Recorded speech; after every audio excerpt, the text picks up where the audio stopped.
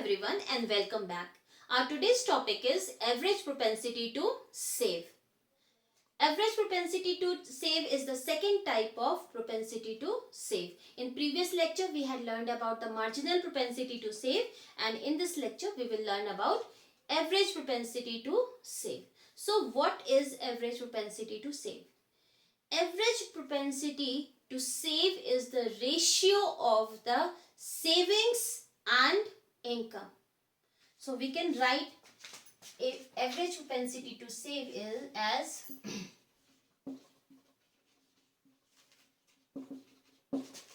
to save is equal to saving divided by income. So it is that fraction of our income which is not consumed rather than it is saved. So in short form we can write it as APS is equal to S upon Y. So suppose my income is 10,000 rupees and I consume 7,000 rupees out of it. Now what happened? Rest of the amount, that is 3,000 rupees, is saved by me. So if we have to calculate the value of average propensity to save, that means on an average how much part of my income I am saving, I can use this formula, that is S upon Y, APS is equal to, and the value of S is equal to 3,000, the value of Y is equal to 10,000. So the value is 0.3, which means that I save 30% of my income. We can explain the concept of average propensity to save using a diagram and a schedule also. So first of all, we'll make a schedule. APS is equal to S divided by Y. Schedule. This is the schedule of APS, so I am writing the heading. Income levels, I am using the same table. Y 0, 100, 200, 300, 400, 500 and 600. S, I'm using same values, so I remember it now. Minus 60, minus 40, minus 20, 0, plus 20 and plus 40. We can calculate the value of APS using the formula S divided by Y. Now at zero level of income, we will not calculate the value because APS shows the fraction of income which is saved. Now there is no income, so there will be no fraction of income. Now here the value of saving is minus 60 and value of income is 100. So APS will be minus, since the value is in negative terms, minus 0.6. Then minus 40 divided by 200 is equal to minus 0.2.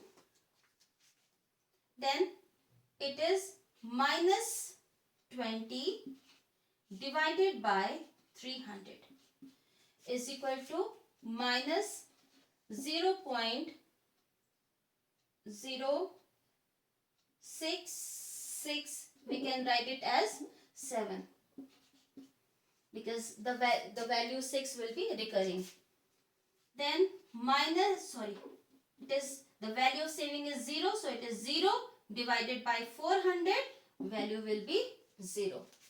Then 20 divided by 500 is equal to 0.04. Then 40 divided by 600 is equal to 0.06 and 7, since the value is recurring. Now we can show APS in a diagram also. So we will draw a diagram, and after making the diagram we will discuss the features also. Saving, and this is income, Y. We will draw a saving curve. This is SS curve and this is point of origin. Now if we have to show average propensity to save on this diagram, so average propensity to save is measured on a specific level of income. Suppose at Y1 level of income, if we have to calculate the value of APS, suppose it is point A.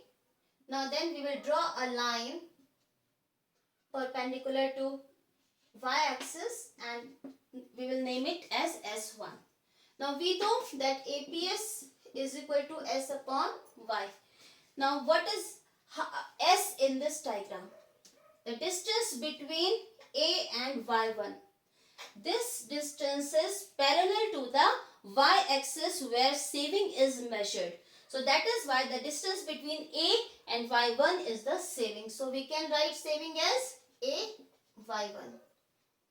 In the same way, the distance between A S1 is parallel to the x-axis where income is measured. So that is why A S1 is the income. So in this diagram, AY1 divided by AS1 is the average propensity to save at Y1 level of income or at point A.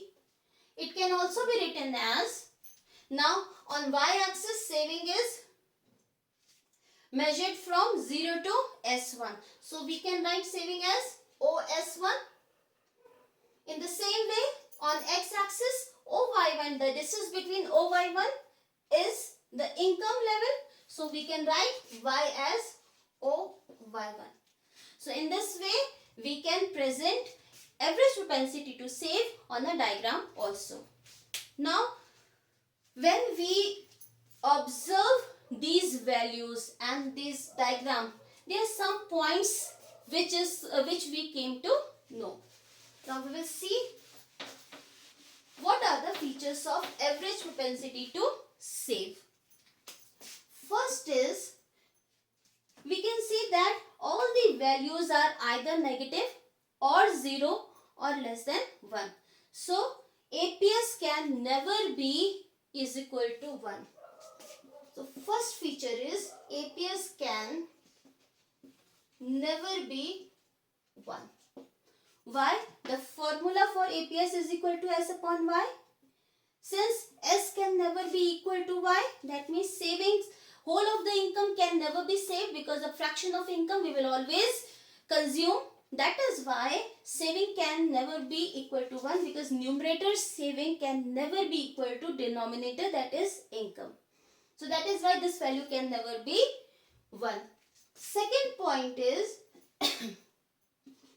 APS can be 0. The value of APS is 0 at 400 level of income. This is break-even point. So APS can be 0 at break-even point. Why APS is 0 at this level? What happens? The formula for APS is equal to S divided by Y. APS can be 0 only when the numerator is 0, numerator is saving. So when saving is equal to 0, APS will also be 0. APS is equal to 0 and saving is equal to 0 at break-even point when consumption is equal to income.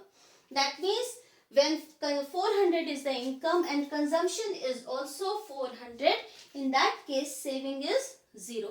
So that is why at break-even point when consumption is equal to income, saving will be 0, and when saving will be 0, APS will also be 0. Third point is APS can be negative. I will draw a diagram also. Once again, this is saving curve Now APS can be 0. I'm just discussing the second point only on this diagram. S is equal to 0. I can name this point as B. The point where S curve intersects x-axis. That is known as break-even point. The point at which savings curve intersects the x-axis. This is known as break-even point where savings is equal to 0 and APS will also be 0 at this point. The third feature is APS can be negative.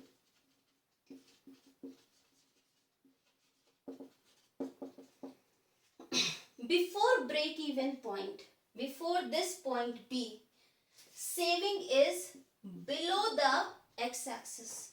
That means it is on the negative intercept, on the negative side of the y-axis. This is negative y, minus y, and this is plus y. So that is why before break-even point, the point where saving is 0, before that point saving is negative, which is clear from this diagram. And in this table also, break-even point is 400 level of income, and before that the value of saving is negative. All the values are negative. APS can be negative when consumption is more than income. At income levels, lower level of incomes, when consumption is more than income, then this consumption is being done from the previous savings. That is why saving become negative. Here income is 0 but our consumption is 80. So this consumption is being done from the past savings and saving become negative. In the same way, when income is 100, our consumption is 160. So this extra 60 rupees has been taken from the past savings and savings become negative. Here also, when income is 200, consumption was 240, and that is why minus 40 is savings. Here also, consumption was 320, which is more than our income, and that is why our savings is negative. So up to the income level where consumption is more than income, that our savings will be negative, and when our savings are negative, APS will also be negative, because APS is equal to S upon Y. When this S is negative, then the whole value becomes negative. And the fourth point is the value of APS. Value of APS rises with the rise or increase in income. Now what happens when our income increases? Our saving will also increase. Why does it happen? Because at lower level of incomes, our desires remain unfulfilled. That is why I will be using my income for consumption purpose. When my income increases, some of the desires and basic necessities have already been fulfilled. That is why I will start saving a part of my income. So that is why at initial level of income, savings will be negative. Then saving will be 0, and at higher level of income, savings will be positive. When you see all these values in this schedule, you can see with the rise in income, with the increase in income, the magnitude of negative savings is decreasing, then it is becoming 0, and then it is positive. That means savings is constantly increasing with the rise in income. So that is why saving has a direct relationship with income. Now we will see the relationship between APC and APS. So relationship between APC and APS. We have discussed APC in previous lecture and APS in this lecture. Now since we know that Y is equal to C plus S, in that case the sum of, because Y is our income and we are using our income either for consumption purpose or for saving. So in the same way, APC and APS are also complementary, and sum of APC and APS is equal to 1. Now we will see how we can derive this formula or this equation from the given equation, which is equation 1. So dividing both sides, that is left hand side and right hand sides of equation 1 by Y.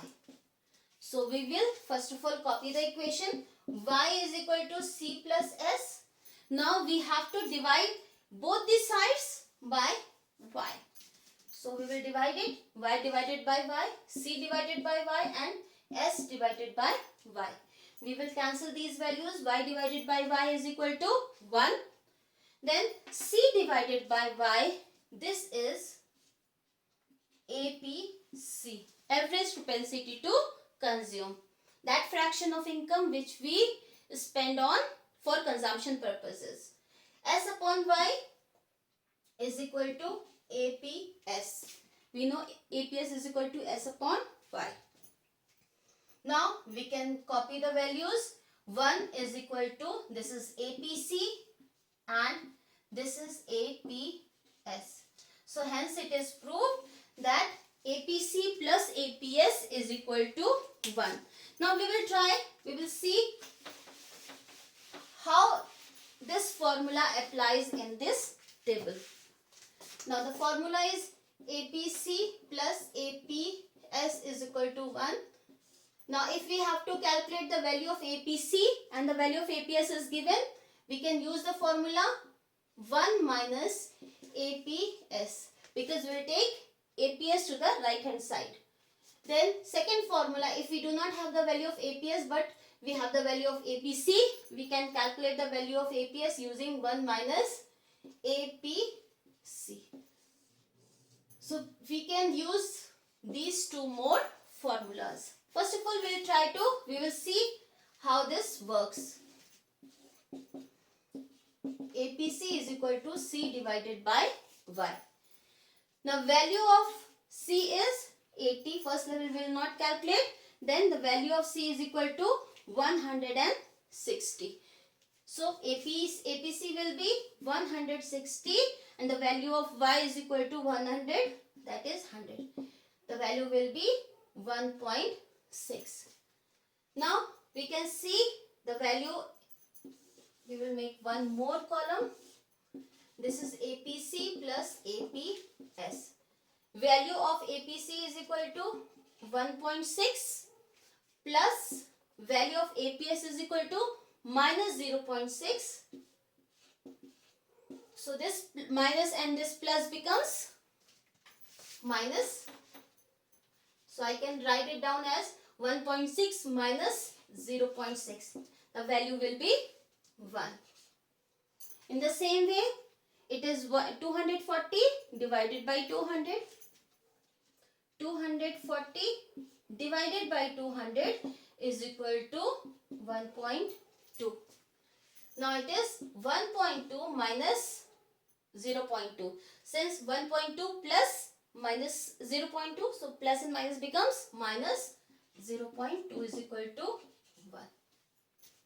In the same way, when income is 300, consumption is 320 and Y is equal to 300. The value will be 1.06666, so I'll write 7. So it is 1.067 minus plus minus is equal to minus. Minus 0.067 is equal to 1. Here It is 400 divided by 400. This is break-even level of income. When consumption is 400, income is also 400. Value of APC is equal to 1. So when value of APC is equal to 1, value of APS will be 0. So it is 1 plus 0 is equal to 1. Then it is 480 and 560. 480 divided by 500. Well, level of income is 500. Value is 0.96.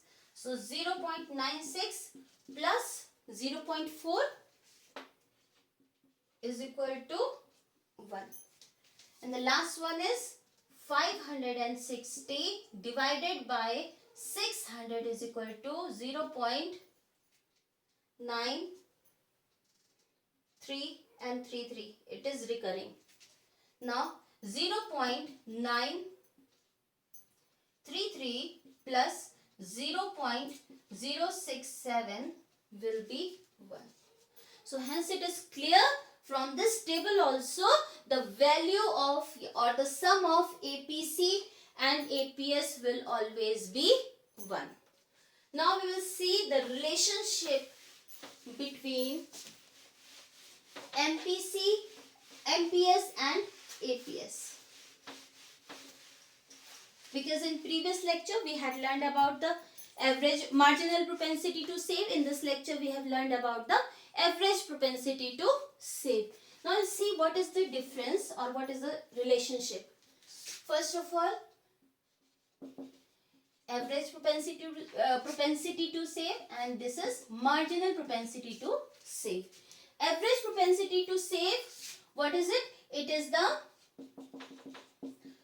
fraction of income, fraction of total income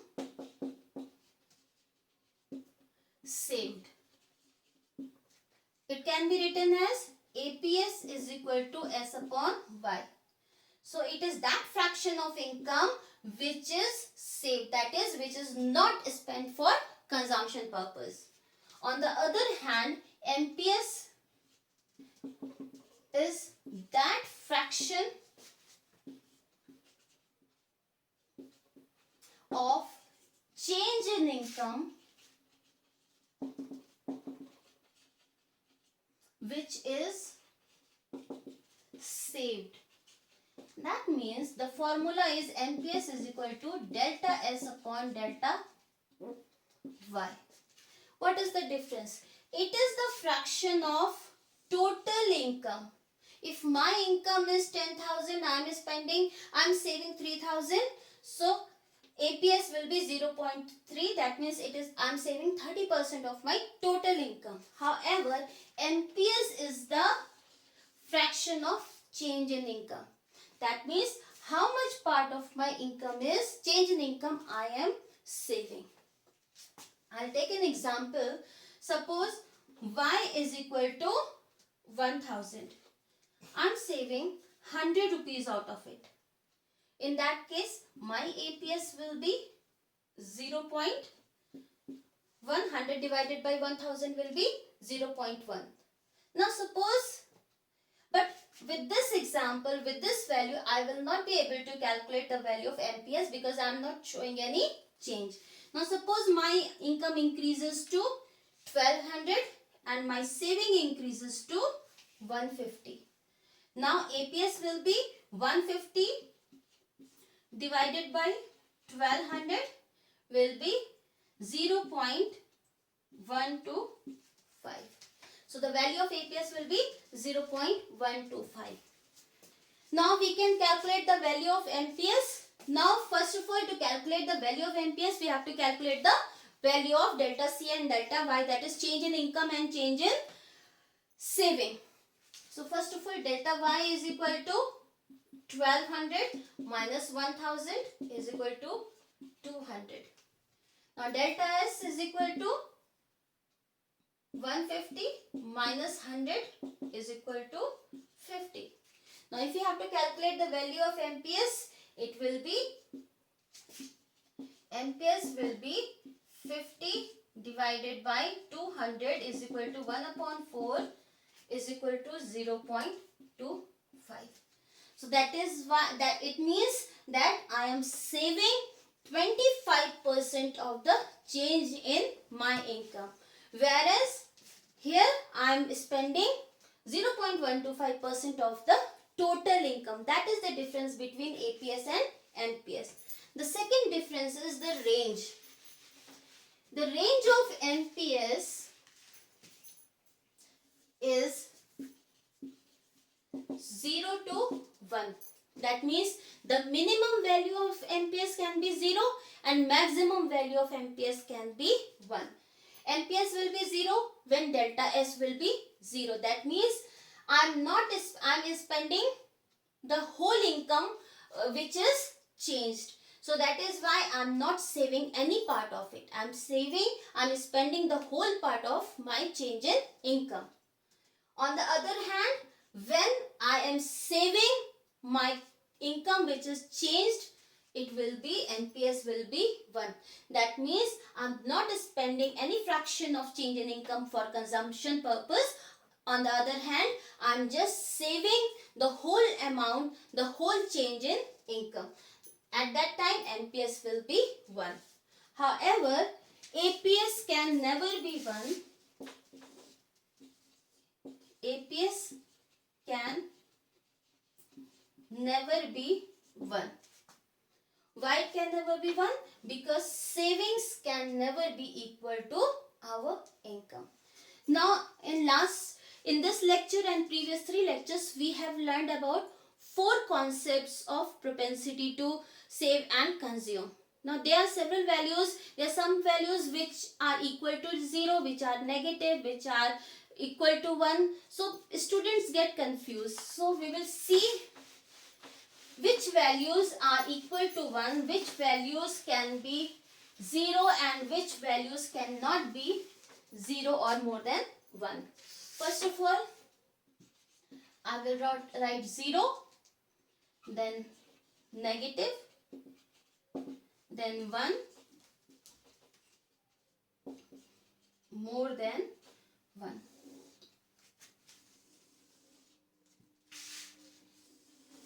Now we have learned 4 concepts. First is MPC, that is marginal propensity to consume. The second is MPS, that is marginal propensity to save. The third one is APC, average propensity to consume. And the fourth one is APS, which is average propensity to save. Now we will see which values can be negative and which values can be equal to 0. First of all, MPC. The formula for MPC is equal to delta C upon delta Y, and MPS also delta C upon delta Y. APC is equal to C upon Y and APS is equal to S upon Y. Now the range of MPC is between 0 and 1. So minimum value of MPC can be 0. So we can take here because MPC can be 0. In the same way, MPS can also be 0. MPC can be 0. That means when delta C is 0, delta C will be 0 when whole of the change in income will be saved. So that is why it can be equal to 0. And MPS can also be 0. APC can never be 0. Why? Because our consumption can never be 0. APC will become 0 when consumption is 0, which never happens. So that is why APC cannot be 0. APS, that is value of average propensity to save, can be 0 when C is equal to Y. At break-even point, when whole of our income is consumed, then savings will be 0. And when saving is equal to 0, APS will be 0. Now, which of these 4 concepts can have negative value? First of all, MPC. No. MPC ranges between 0 and 1. So that is why it can never have negative value. In the same way, MPS can never have negative value because MPC and MPS both have values between 0 and 1. Minimum is 0, maximum is 1. Value of APC can never be negative because consumption can never be negative. That is why we'll put across here also. The value of APS can be negative. APS will be negative before break-even point when our consumption is more than income. So that excess of consumption over the income is done from the past savings, and that is why savings become negative. So we will put a tick here. Now which of these concepts have value equal to 1? MPC, the maximum value of MPC is 1. We will put tick here. MPS can also be 1. We can put tick here. APC can also be equal to 1. APC is equal to 1 when consumption is equal to the income. If I am earning 1000 rupees and I am spending 1000 rupees, then it will be 1. APS can never be equal to 1 because savings can never be equal to income. We can never save the whole amount, whole income which is earned by us, because we will always consume a part of it. That is why APS can never be equal to 1. Now more than 1. MPC, because we can never consume, change in consumption can never be more than change in income. That is why it cannot be more than 1. In the same way, delta S can never be more than delta Y. That is why it can never have value more than 1. APC can have value more than 1 when consumption is greater than income. That is, when C is greater than Y, then APC will have value more than 1. In the same way, APS can never have value more than 1 because we can never save more than our income. If my income is 1000 rupees, I cannot save 1100. So that is why this cannot be more than 1. Now we will, to understand the basic concepts in a better way, we will solve one example. Now in this example, we have to complete this table. So there are 4 columns. First is income, second is consumption, third is marginal propensity to save, and the fourth one is APS. I will write the formula. Marginal propensity to save is delta S upon delta Y, and APS is equal to S upon Y. Now how to solve this example? First of all, in each and every row, there must be some values with the help of which you will be able to calculate other values. And with the practice, you will understand that which formulas to use for calculating these values. First of all, at 0 level of income, there will not be any MPS and APS. Now at 100 level of income, first of all, Y is equal to 100. C is equal to 140 and marginal propensity to save is equal to 0.4. We have to calculate the value of average propensity to save. To calculate APS, first of all, we have to calculate the value of S also. So, APS is equal to S upon Y. Y is given as 100 and S will be Y minus C. First of all, we will calculate the value of S, and S is equal to Y minus C is equal to 100 minus 140 is equal to minus 40. Then the value of APS will be, and the saving will be minus, this is minus 80 and here minus 40. APS will be minus 40, that is S will be minus 40 and Y 100.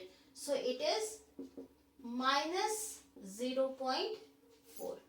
Now we will write the value of APS as 0.4, which is a negative value, minus 0.4. Now at 200 level of income, where y is given as 200, we have to calculate the value of consumption. We have to calculate the value of marginal propensity to save.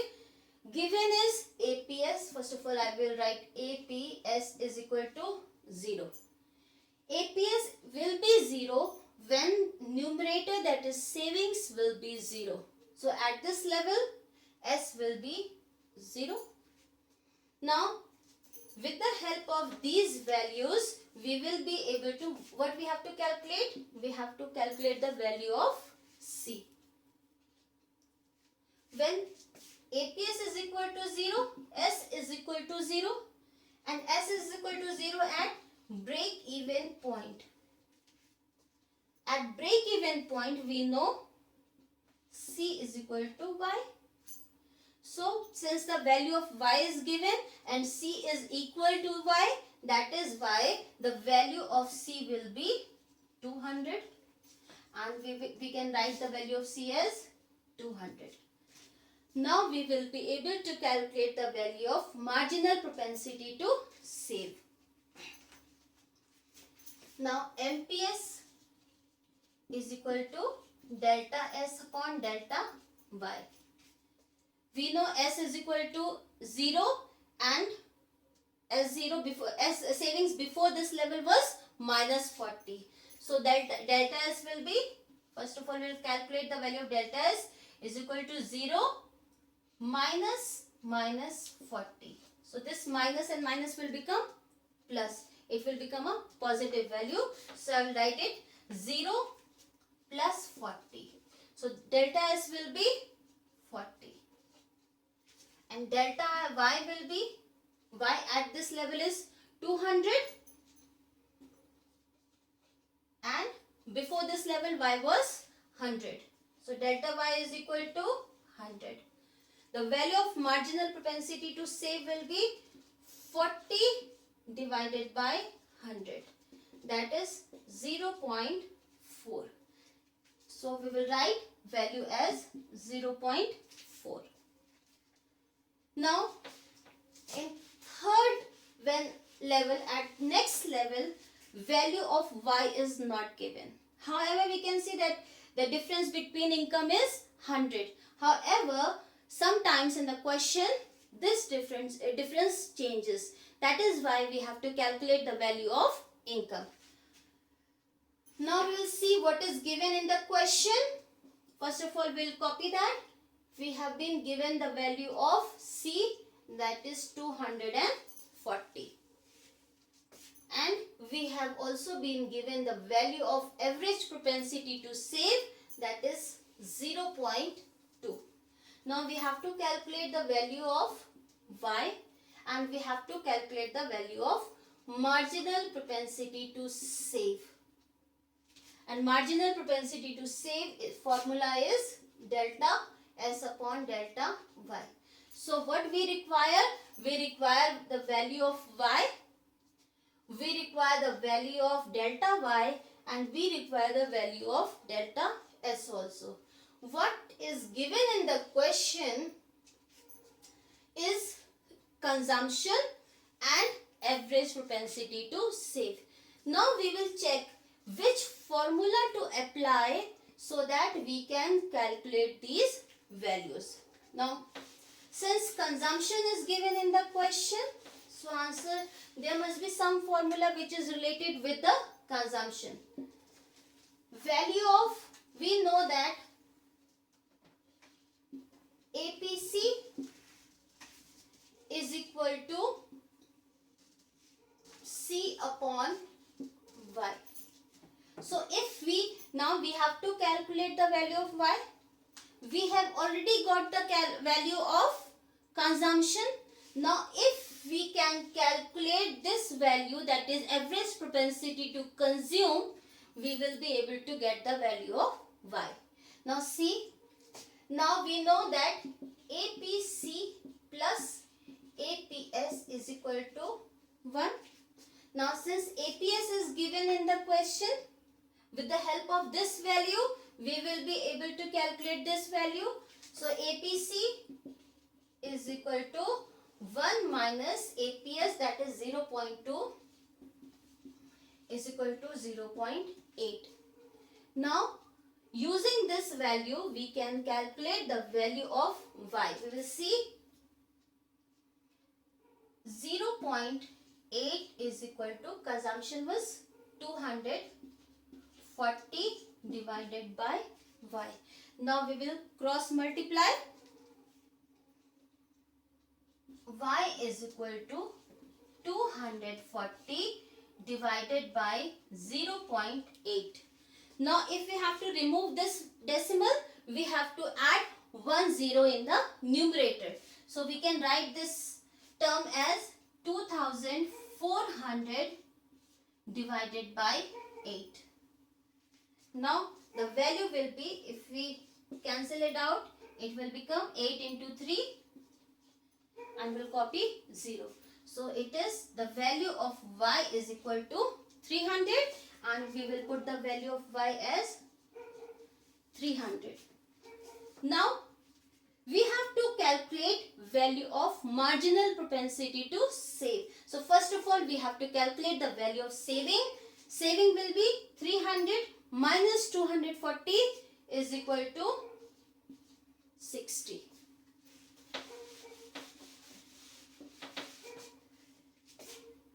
S is equal to Y minus C. The value of Y was 300 and C is 240. That is why the value of saving is equal to 60. Now we will calculate delta S. Since we have to calculate NPS, marginal propensity to save, so we will have to calculate the value of delta S and delta Y also. So delta S is equal to 60 minus 0. That is 60 minus 0 is equal to 60. And delta Y is equal to 300 minus 200.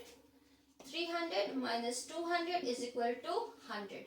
So the value of MPS is equal to delta S upon delta Y, and we will substitute the values. That is 60 divided by 100 is equal to 0.6. Now we will write the value of MPS. Now in the same way we can calculate the value of last row also. When you practice more numericals, then you will be able to understand which formula to use. Now here also the value of Y is unknown. Given is, the value of C is given, which is 260. The value of marginal propensity to save is also given, which is 0.8, and average propensity to save, which is 0.35. And we have to calculate the value of Y. Now in question C is given and marginal propensity to save is given. So we can calculate, if we calculate the value of marginal propensity to consume is equal to delta C upon delta Y. If we have this value, because we have the value of C for both income levels. Now we have the previous income level. If we have to calculate the value at this level, then we have to calculate delta Y and we will add it to 300. Suppose this is 1, this is 2, this is 3, 4 and 5. If we have to calculate Y5, then the formula will be Y4 plus delta Y. So if we add the value of delta Y to 300, we will get the value of Y at 5th level. So that is why we will use this formula. Now to calculate the value of delta Y, we have to calculate, first of all we have to calculate MPC. Since C is already given, we can calculate it easily. If we have the value of MPC, we will be able to calculate delta Y. Now MPC, we know MPC is equal to 1 minus MP NPS. Because in question, NPS is given. So with the help of this exam, this value, we will calculate the value of NPC. NPC is equal to 1 minus 0.8, which is 0.2. Now we can calculate the value of delta Y. So I'll write MPC is equal to 0.2. Now 0.2 is equal to delta C is equal to 260 minus 240, which is 20. So it is delta C will be 20 divided by delta Y. Now we will cross multiply. Delta Y is equal to 20 divided by 0.2. Now to remove the decimal, we have to add 1 0 to the numerator. It will be 200 divided by 2, which will be 100. So the value of delta Y is equal to 100. So if we have to calculate Y5, the formula will be 300 plus 100 is equal to 400. So we will fill in the blank. And that's all for today. If you like my video, kindly like it and subscribe my channel. Thank you so much.